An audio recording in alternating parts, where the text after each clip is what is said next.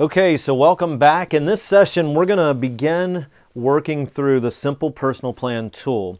And so if you haven't yet, you can pause the session here. Make sure you download that, have it in front of you, or if you got it up on your screen there, I believe there's a fillable form. You can actually fill it out on your computer, and that should work good. So we're going to look at the Personal Plan tool. Several years ago, I read a book that profoundly impacted the way that I think about life and business planning. It's called E-Myth Revisited. It's become really a classic for small businesses. It's about why many small businesses fail, why many businesses fail. And so many of you say, why do you want to read a book like that? But it's got some great information in it. There's one place in the book, and you've probably heard this exercise before, but I want to read it for you, and I want us to walk through this exercise. It just takes a few minutes, but I want us to work through this exercise together, kind of new and fresh, a new take on it. So for the next few minutes, I'm going to read an excerpt from this book. It's just a few short paragraphs long, so you can put down your pen or whatever, and I want you just to kind of engage in it. In fact, if you want to just sit back and close your eyes and think about what I'm getting ready to read to you, it'll make the excerpt more meaningful and more impactful for you. So here's what Michael Gerber wrote. Imagine that you're about to attend one of the most important occasions of your life. It's going to be held in a room that's large enough to seat all of your family and friends and business associates, anyone and everyone who's important to you and to whom you are important. You get that picture? The walls are draped with deep golden tapestries, and the lighting is subdued and soft. It's casting a warm glow on the faces of your expectant guests. The chairs are upholstered with handsomely matching fabric, and the carpet is deeply piled. In the front of the room is a platform, and on that platform is a large, beautifully decorated table. It has candles burning at both ends, and on the table, in the center, is a box. It's the object of everyone's attention, this large, shining, ornate box. And in the box is you. Can you see yourself lying in the box? There's not a dry eye in the room. And he wrote that among everyone that showed up are the people who matter most to you. Who are they? Who is there? When I first read that portion of the book, I was like, man, that's a morbid thought. I mean, who wants to think about their own funeral? But here's what I want us to do for a few minutes. I want us to take a few minutes and think through who is there. In fact, you might want to pause the recording right now and just write down who is there. You don't have to write down the name of every single person. Again, you can write down groups of people, but think about who is there. So when I made this list, here are the people that were on my list. I wrote down my wife, my daughter, my son, my friends, my colleagues, family, my parents. And that's the actual list that I started with. It was my original list. So here's what Michael Gerber says in the book. He continues, he writes these paragraphs. Now imagine that these people, the people that we just wrote down, who are most important to you, imagine they have 5 minutes to speak. What do they remember most about you, and what do they appreciate most? What did your life mean to them? What impact did it have? What have they lost with your passing? So after reading that question in the book, I actually took the time to write out exactly how I wanted to be remembered by each person. I wrote out what I want them to say at my funeral, how I want them to remember me.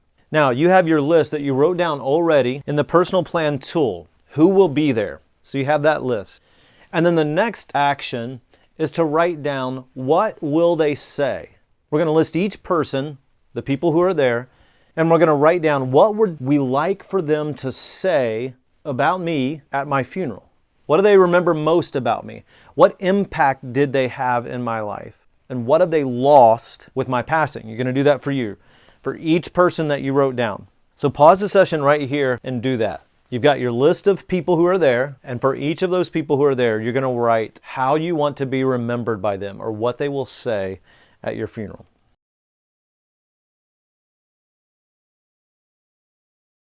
Okay, so here's an example. Here's what I wrote for my wife, for Sarah. I want Sarah to remember that I understood her and that I helped her accomplish her dreams. I want her to recall the specific times that we spent together. When we laughed, when we cried, when we sat silently, when we held each other, when we talked about things that were important to us, when we spent time together with our kids. I want her to remember that we were always looking for adventure, that we were deeply in love and romantically intimate. I want her to remember that she was happy and that I made her smile every single day. Here's another example. For my daughter Madison, I wrote, I want Madison to remember that we spent time together regularly on dates, riding bikes, hiking, taking walks, talking about spending and saving, discovering and pursuing her dreams together, reading, praying, playing soccer, doing chores, planning business ideas. I want her to remember how much I loved her and how much I loved her mom and how much I loved her brother. I want her to remember that I regularly told her that she's lovely, she's exquisite, and she's chosen. I want her to be radiant with affection and to remember how she sought me out to love on me. Now, I have a little bit of a confession to make. I cheated a little bit. I've had about 8 years to write it and rewrite it. And so it didn't look like that the first time I wrote it. So if yours doesn't look exactly like that, don't sweat it. You're good. In fact, I'm positive that what you've written down looked far better than what I wrote the first time. Here's an example. When I first wrote Madison's kind of the eulogy that I want her to have for me, I wrote that I want her to love me and I want her to know that I loved her.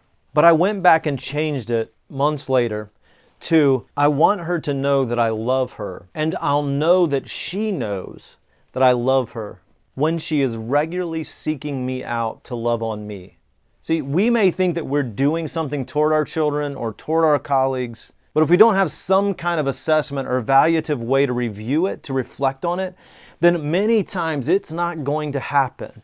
And so that's just one example of how I originally wrote it one way, but as I review it on a regular basis, I'm able to come back and rewrite some of those things. So again, don't get all caught up on the words. We're not trying to wordsmith things right here.